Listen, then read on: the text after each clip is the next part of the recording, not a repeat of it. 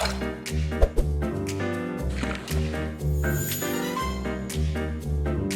everyone. It's time for Mustard Hub Voices Behind the Build. Welcome to this fireside chat. In these episodes, we speak to the people building, backing, and running better workplaces. I'm your host, Curtis Forbes. My guest today is Kim Walters. Kim Walters has been involved in education and consulting for over 20 years, working at the intersection of learning, leadership, and belonging. Her career has spanned middle school literacy, instruction, K through 12 instructional coaching, and most recently, serving as the director of the Center for All at CESA 6, where she led system-wide efforts to build inclusive, equity-centered educational environments. She is now the owner of Yes and LLC, where she acts as a cultural engagement specialist and helps organizations to close the gaps. As a lifelong learner, Kim brings humility, empathy, and deep curiosity to every space she enters. Hopefully, this one as well. She is determined to make the world a better place for all because we know when we know better, we get to do better. Welcome to Behind the Build, Kim. I've heard great things about you, and I'm excited to chat with you. I'm glad to Thank have you, you here. Curtis. Yes, thanks for having me. That took me a beat to get through. Hopefully, I didn't butcher it too badly. Oh, no. I'm super excited to learn more. I'm glad to have you here. Um, I know it's an exciting time for you. You've just started your own business, Yes and. So congratulations. Thank you. I want to know, what is Yes and? What is that all about? And how did we get the name?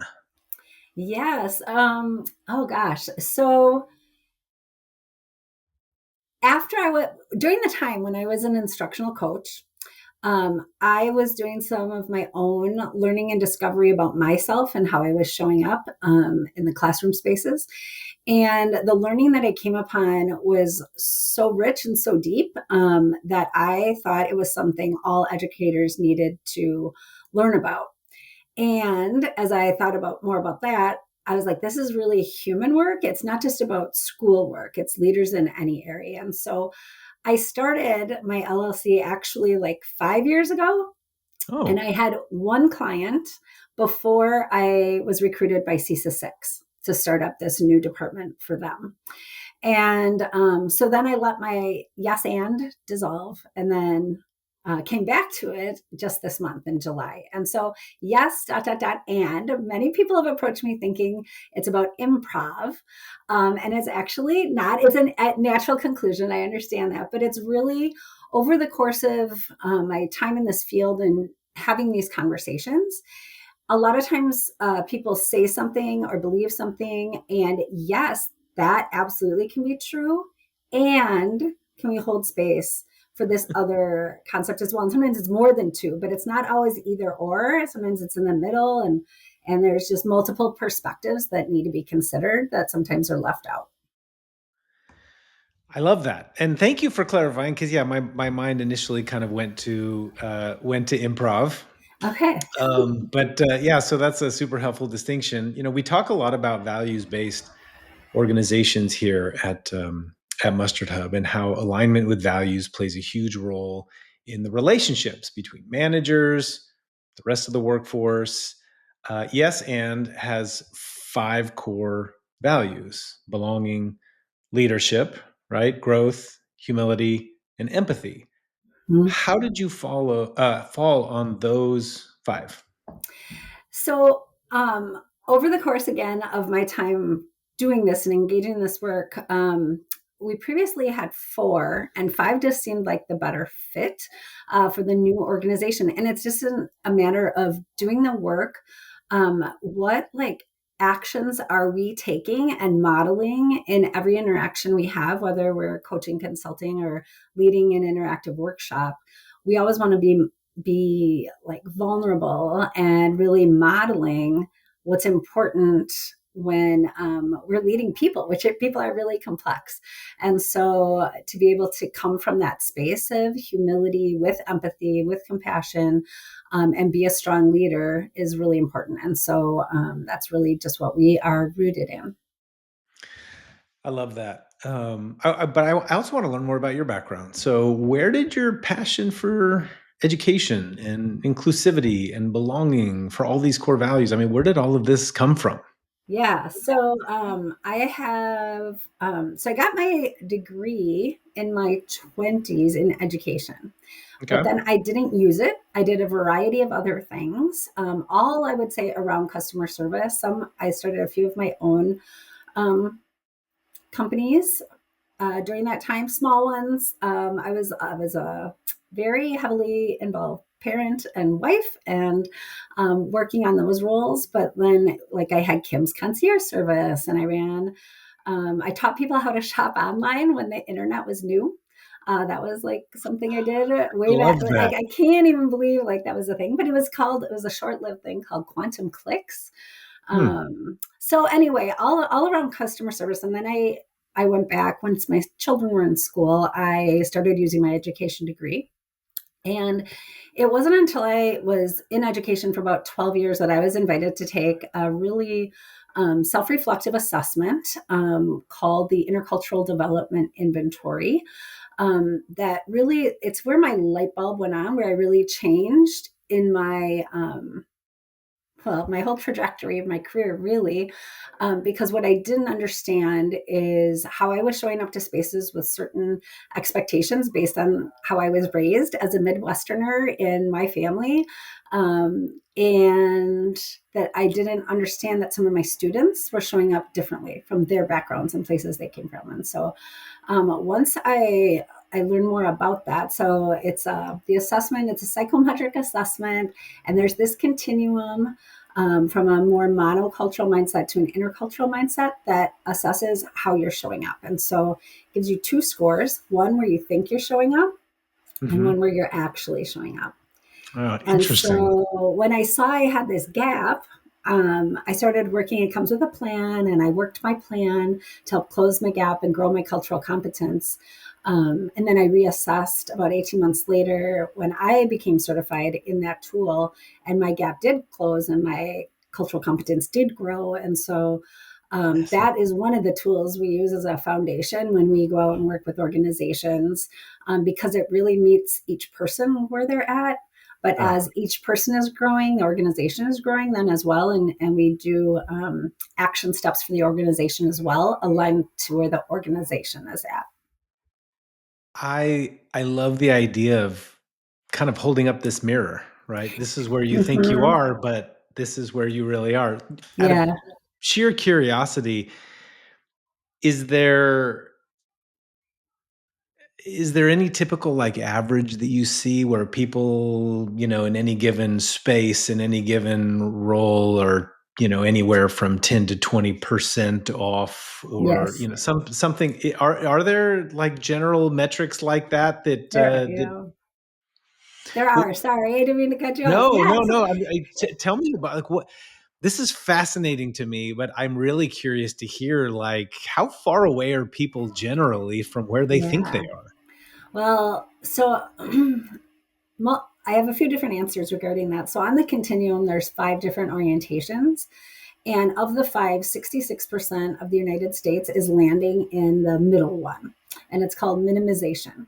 And are. so typically, people in minimization, when they're approached with someone different from a different background, they have a tendency to minimize the differences. That's where minimization comes from. And they really focus on the commonalities, like, oh, Okay. you're a parent too, or you're in HR too, right? Like whatever Sure. it might be, you find those Makes commonalities, sense. which is really natural.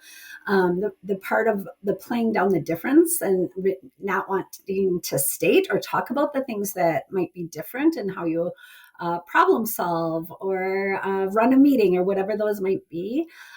That's where the minimization, the opportunity for growth, I would say, comes into play.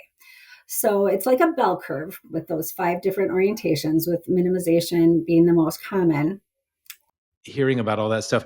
Your experience, obviously impacted the type of organizations that you work with, right? You work with organizations in a few different buckets: education, business, nonprofits. Mhm. Tell me about the clients that you work with in all these groups. Sure. Well, the best client is a client who is open to Yeah. learning about what they don't know. When we become more aware of the things we don't know, that's when the true learning and really transformation can happen. Although sometimes we work with clients because something happened maybe in the workplace and now they need to address it.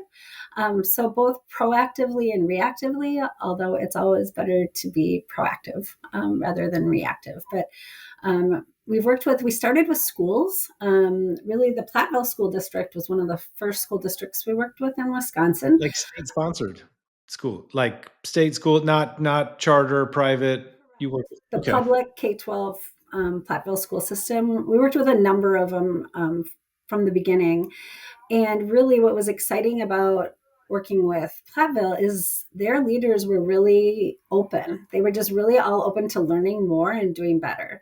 And they had students that were not having similar experiences and were complaining about the types of things that were happening to them in their Hmm. learning spaces. And so we worked with them over the course of 3 years. And the way in which we approached it is we were a pretty strong partner, and then we backed off a little bit and a little bit, and now they're functioning independently. And even the students will tell you how much, like the high school students from ninth grade to 12th grade, how greatly the culture in the school shifted Wow. after we worked with them.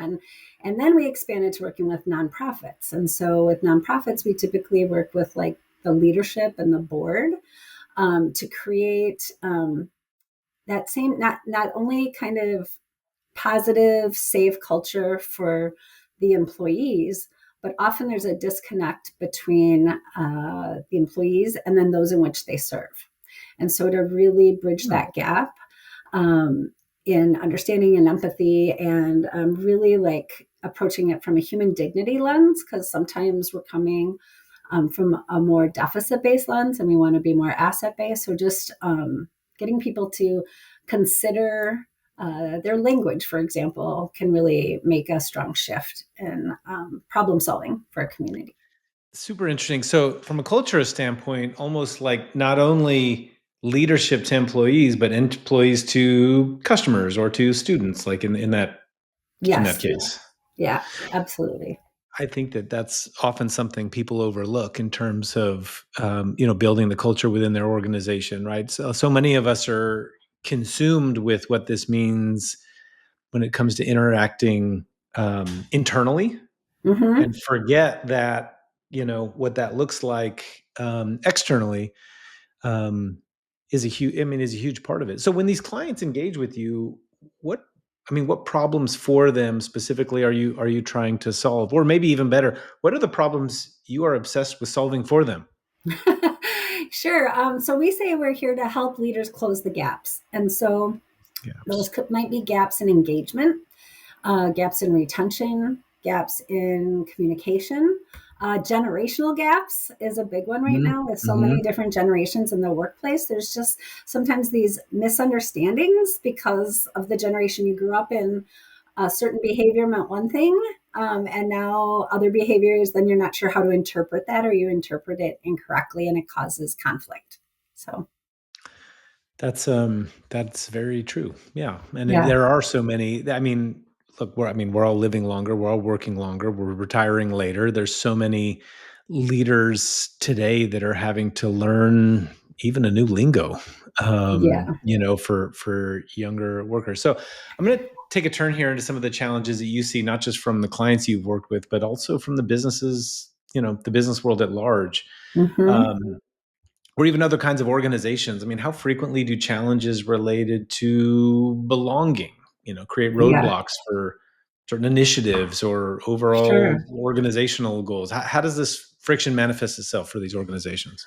Well, sometimes, most of the time, they just don't even know that what they're doing is causing a lack of belonging or a feeling of exclusion. And so, um, a personal example I'll use we all operate as best we can from what we know.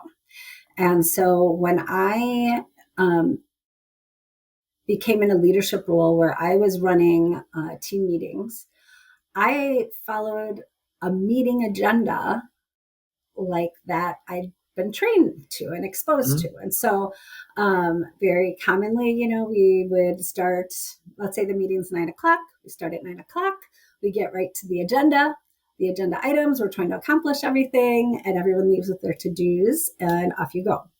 But one of the things that I think needs addressing in a lot of the workplaces that we work with is trust. And sometimes, if the trust isn't there, and then you jump right into the agenda, there's no Mhm. opportunity to build trust. And so, what I found is that people on my team came from a different background than me, and they really needed to build trust. If they're going to be serving the mission of our team, they needed to be able to trust me, and yet they didn't really know me. And so we just did a slight tweak in our agenda to like have a soft start, first of all, of 5 minutes, because we're all booked meetings back to back to back. And so that allows for people to come in and have a little small talk. And then we would have an intentional, short, brief activity discussion. It depends on what it is, where we're just like learning a little bit about each other. So just for example, one day the question might be, so what was dinner time like growing up for you as a child? It's something Hmm. easy that everyone can answer. You don't need any research or to Yeah. like, right. And people are of course allowed to pass as well, but by learning more about one another, then we can understand more about the ways in which we work, um, and work more effectively and relate with one another more effectively. And so just that little tweak of those two things made all the difference in the world to my team. I love that. You also, just mentioned about being able to relate, right? Mm-hmm. Which can lead to a sense of belonging. Right. If there are others who share some of the same experiences, Mm-hmm. that you did last weekend, last week, last month, last year, in your childhood, whatever it is.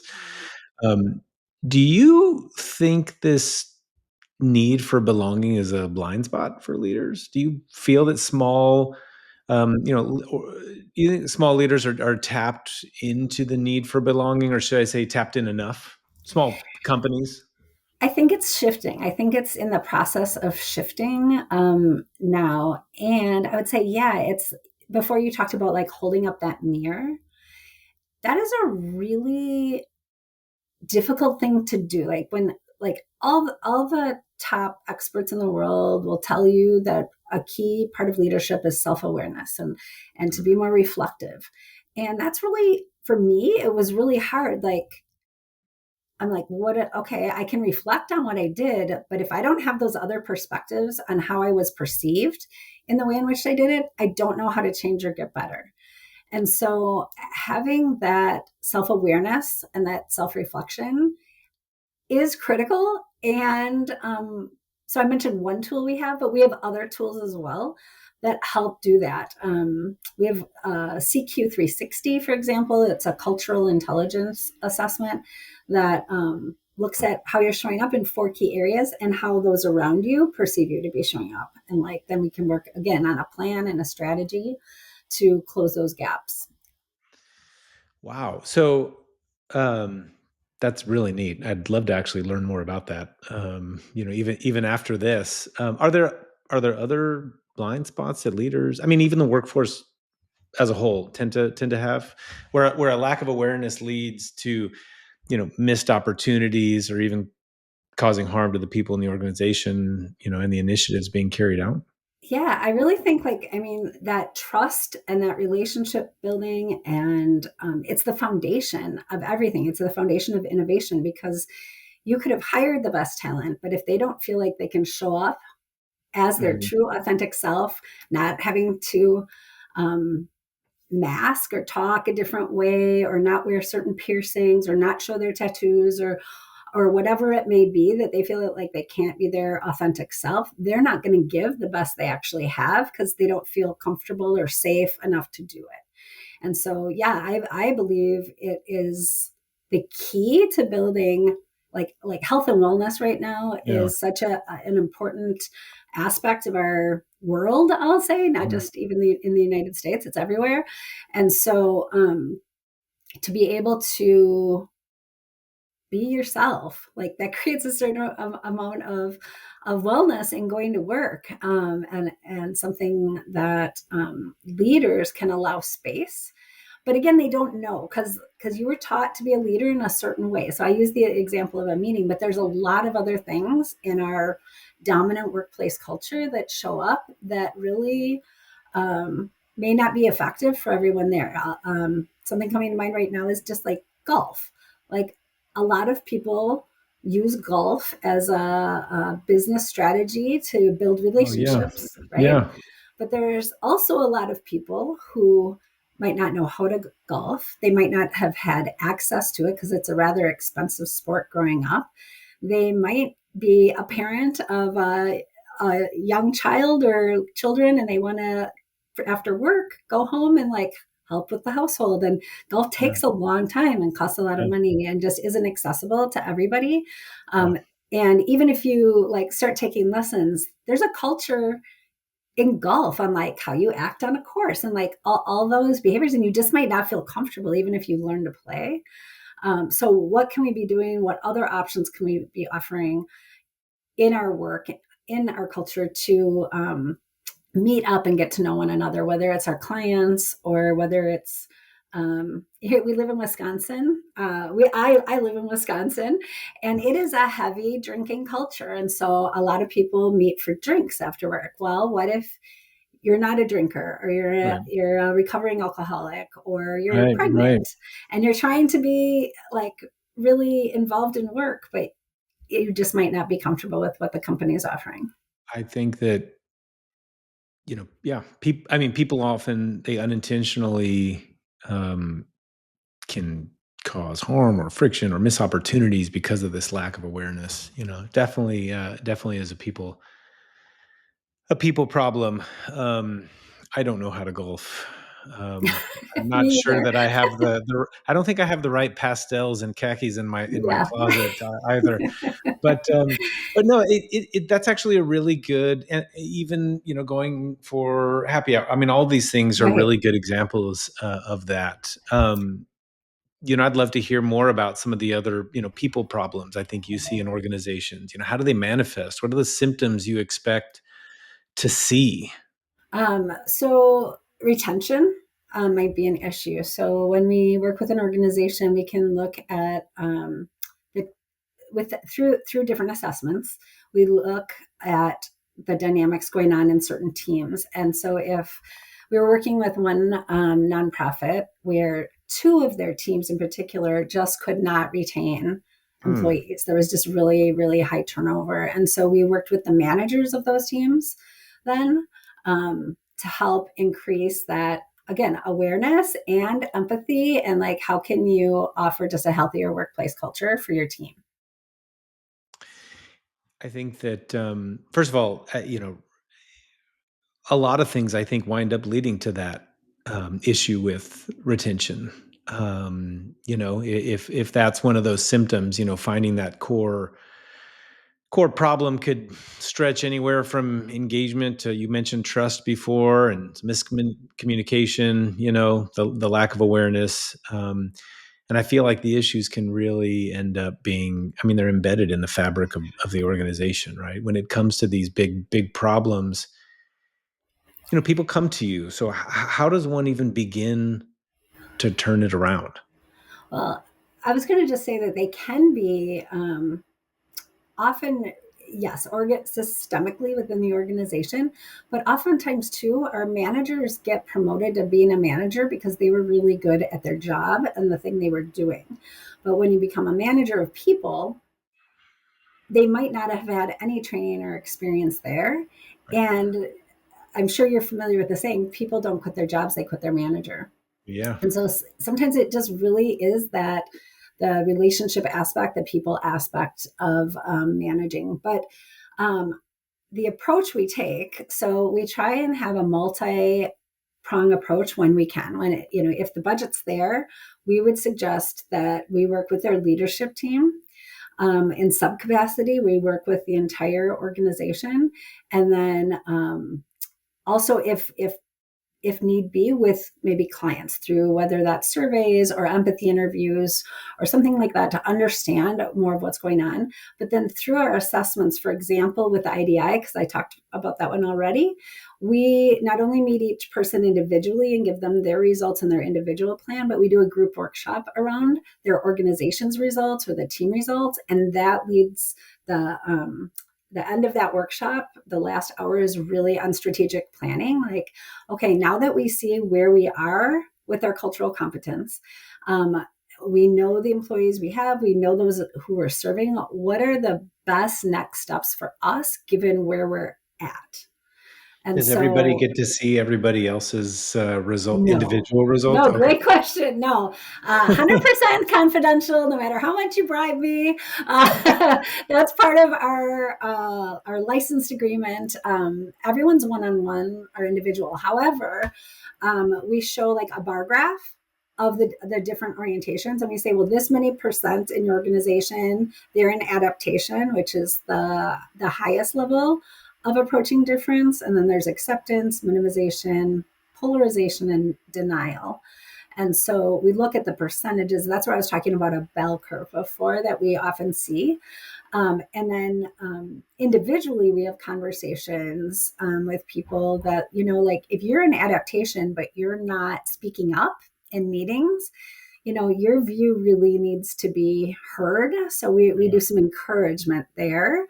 And then with others, we're like, we need to increase not only self-awareness, but awareness of others. And so if you think of like a Venn diagram of those overlapping circles, through their plan, they're learning about themselves and they're learning about others in the ways in which are most accessible and doable for them, given where they're at in life. So some people prefer to read, some prefer an audiobook or a podcast, some prefer to like go to an event and learn through being there. So we do a match of the type of resources and how can you learn more about others, learn more about yourself, and then you're understanding the differences, but you're understanding the similarities too, Yeah. which is really important.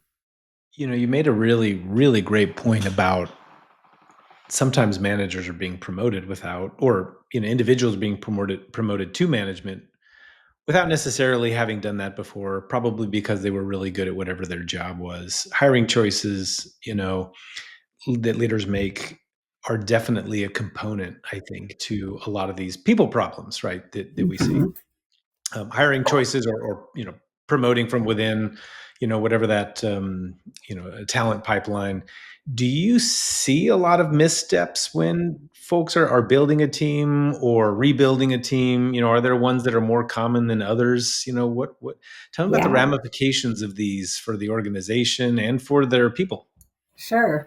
Well, just in bringing up hiring, there's a host of things we see. And so we look at it when we look at hiring and we're working with an organization, we look at their job description, job Mhm. posting. That's kind of like stage one. Stage two is that whole interview process. And then stage three, onboarding or not onboarding actions they can take. And so we work with organizations to look at the best practice approach for an inclusive hiring practice that you may have or best practices in hiring.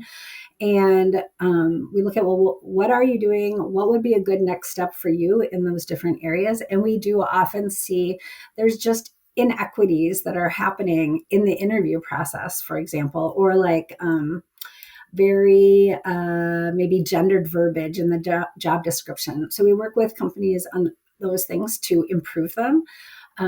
We recently we were brought in as a reactive measure with an organization where there was a position posted and there were both internal clients and external clients, and an external client received the position and an internal client, it didn't land well and it led to an investigation Mm. with lawyers, and they found that there was no harm, no wrongdoing necessarily, but they were recommended to improve their practices because what they found is since they knew the internal candidate, like one thing that happened is that the they weren't offered the same like introduction at the point in the interview because they're like, well, we all know so and so already. We'll skip that. Interesting. Okay. And and then there was like another little thing that happened where well, actually wasn't little, but they didn't like look at the references that they gave the internal candidate because they're like,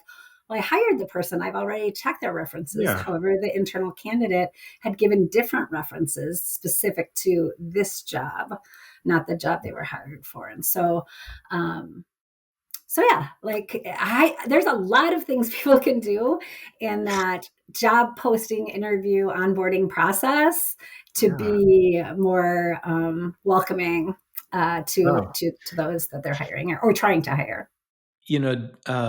Defining and adhering to organizational values obviously starts with hiring. Um, what would you say to how would you suggest leaders reinforce their values across the employee life cycle, just to or avoid across the employee life cycle? That's a really great question, and I'm not sure I have the answer. This It's hard. so it is hard because I know leaders personally Yeah. that are really good people that really believe they are doing the best they can for their people. And yet there's a mismatch between what's being said and what's actually being done. And like their intent Yeah. is 100% where it should be, but the impact isn't yet there. That I mean, if there's any takeaway so far, that's like an incredibly insightful, I think, statement that probably goes for so many organizations out Right. there. I Yeah. want to go back to thinking about lack of awareness, because I feel like this is a really big one for leaders who aren't getting it right when it comes to their people.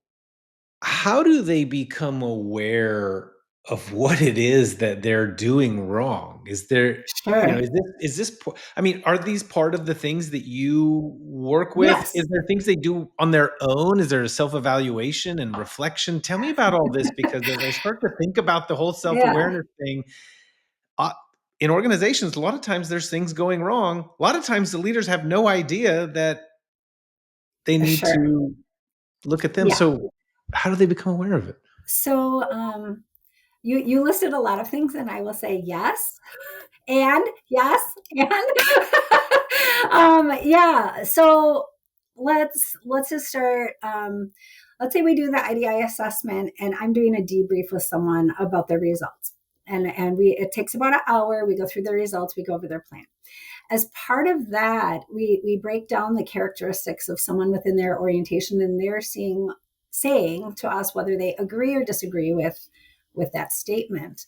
Things Okay. come out from like examples in the workplace. I'll say, well, I might agree with this, I disagree. Is this what you're talking about? And then they'll give an example of something in the workplace. And sometimes we get themes then from talking to all the employees of things that are going on and how they're feeling. So although no individual data is shared in the group debrief, we might share something like there was a theme of fear maybe shared among the employees, that they don't feel that they're safe to speak up because they heard, we don't go into the why, but what we Yeah. might have heard on our end, well, when this one person spoke up, I saw so and so walk down to their office, and boy, were they reprimanded for, because then that person tells, I was told never to question in a meeting, blah blah blah, right? Like Okay. things like that. So we get themes that we then share as one strategy. But then, as I mentioned, like the CQ360, you're seeing what your team says about you, your direct reports, your peers, your supervisors. You're getting that feedback as well. But then we highly, highly recommend a consistent approach to feedback. So gathering the Mm. feedback through an anonymous way, because until your organization is healthy, you can be asking for all the feedback, but you're not going to hear the truth because someone's going to fear it's going to be tied back to them and something they did. And so a simple feedback of like what we formerly used at CESA 6, for example, is a great tool. And it's just called a plus delta.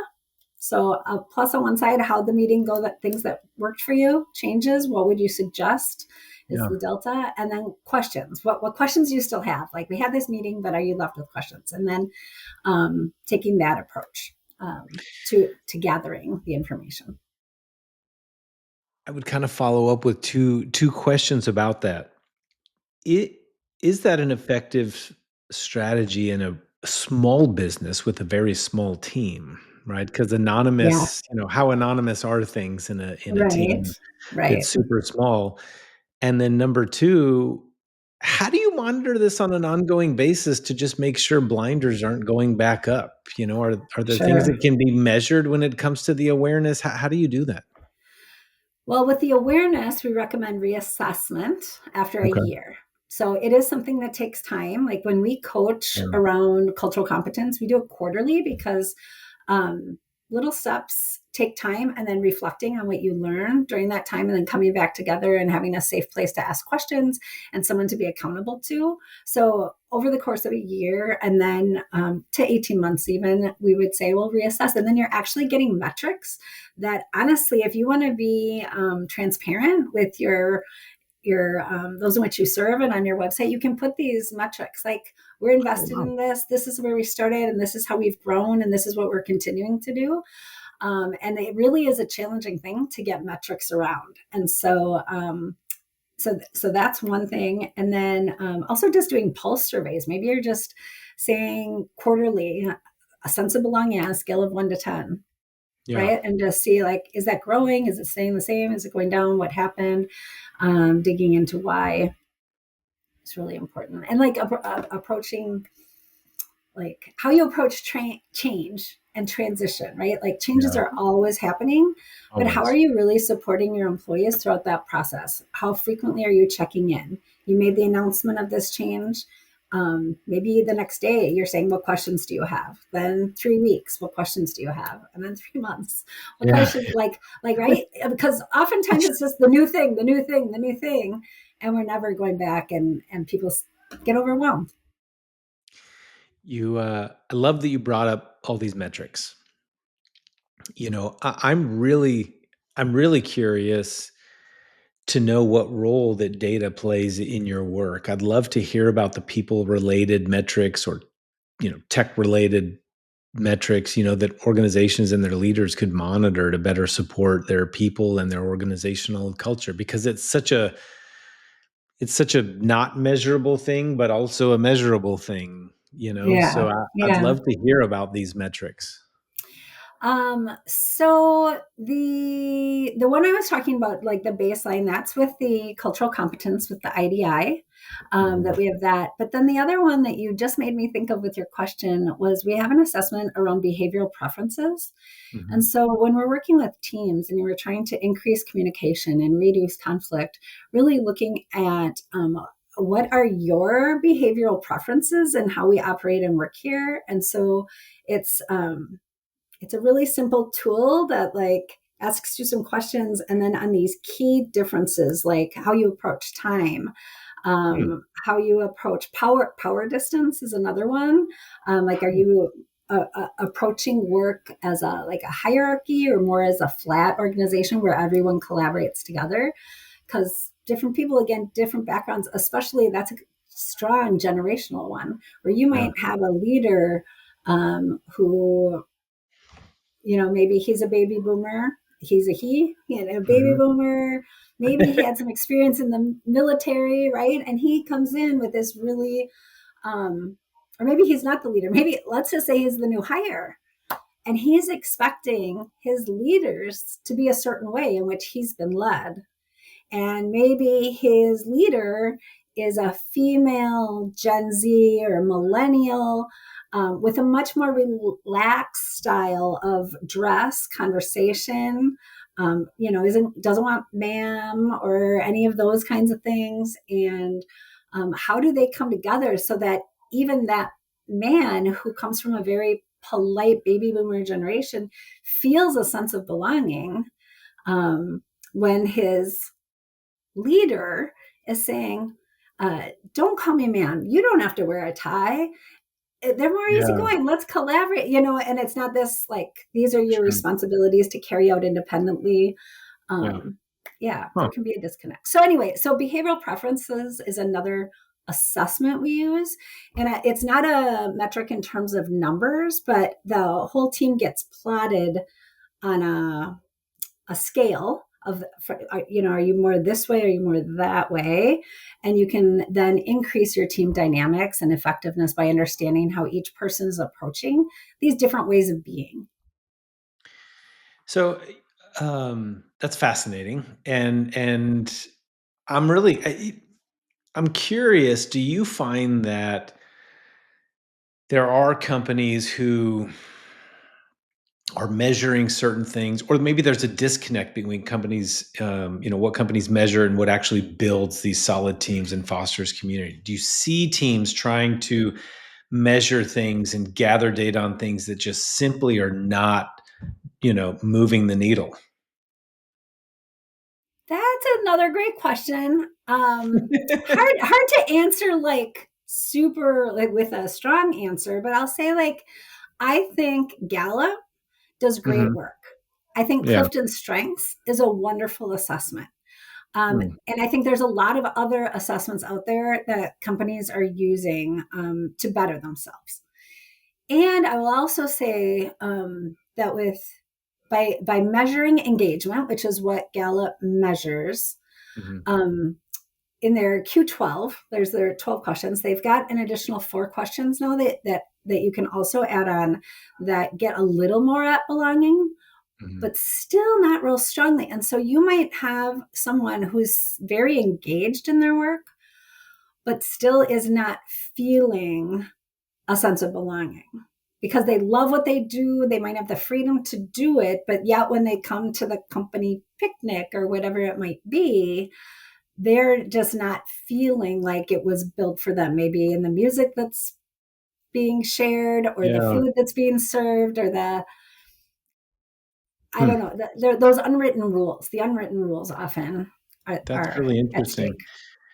Do you see, tech and how it's changing and evolving play a role in your own work changing and evolving? I mean, any trends or predictions there?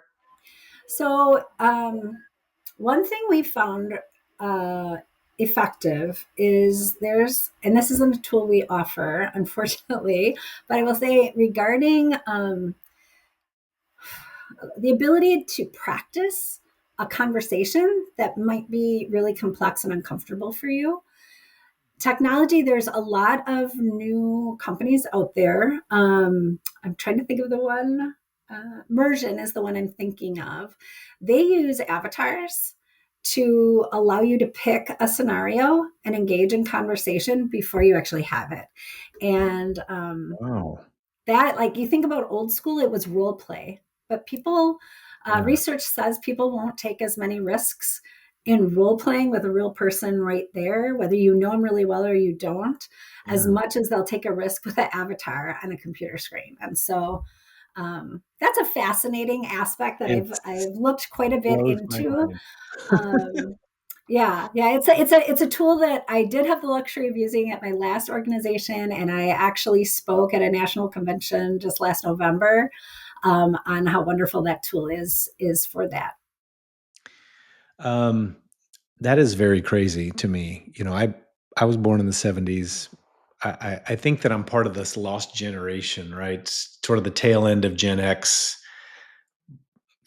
years before I think millennials, Okay, you know, and it's just crazy to think about things like this that you're talking about, and I'm thinking back when I was in my 20s or even, my early 30s, and with just the tools that are available now to improve leadership, right?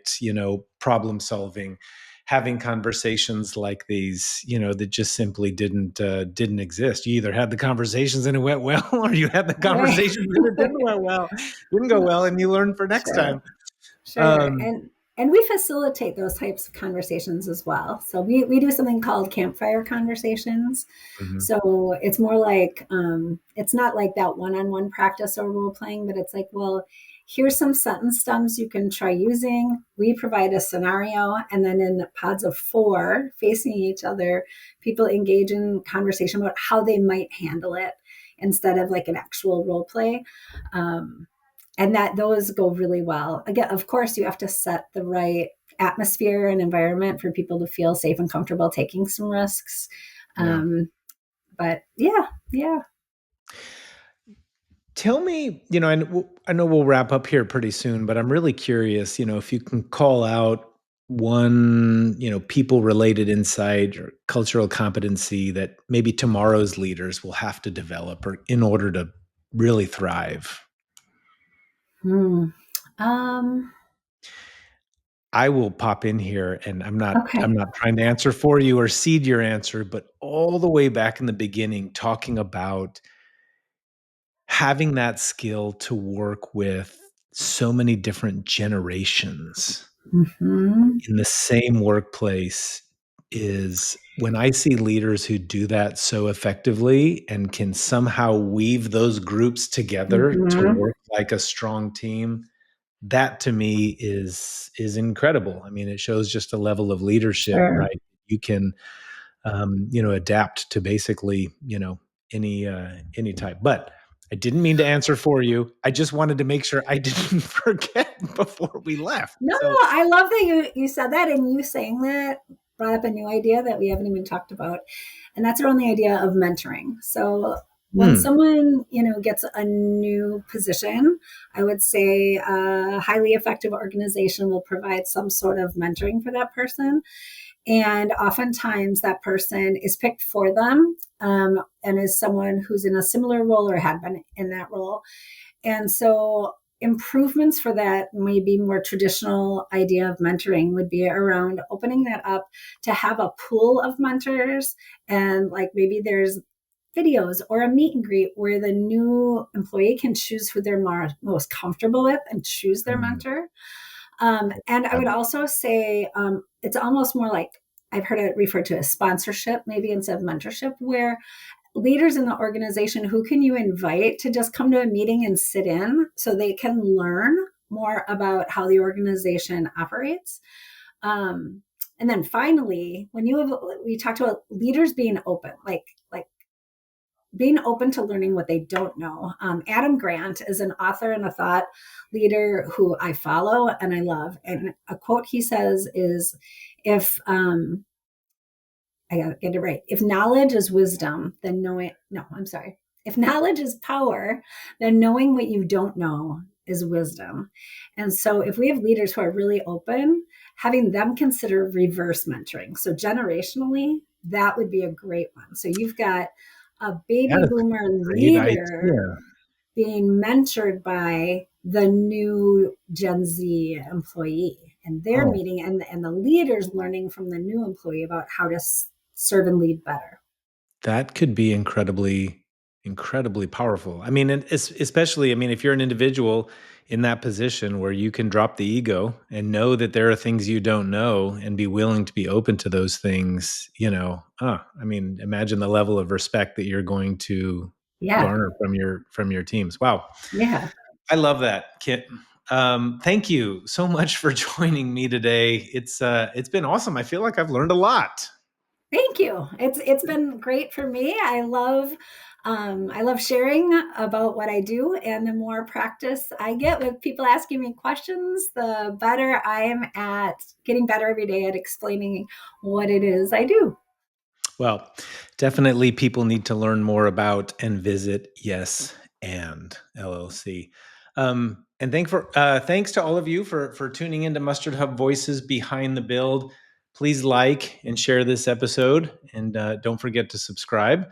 Be sure to visit mustardhub.com to learn how we help companies become destinations for workplace happiness and turn culture into a competitive edge. Until next time.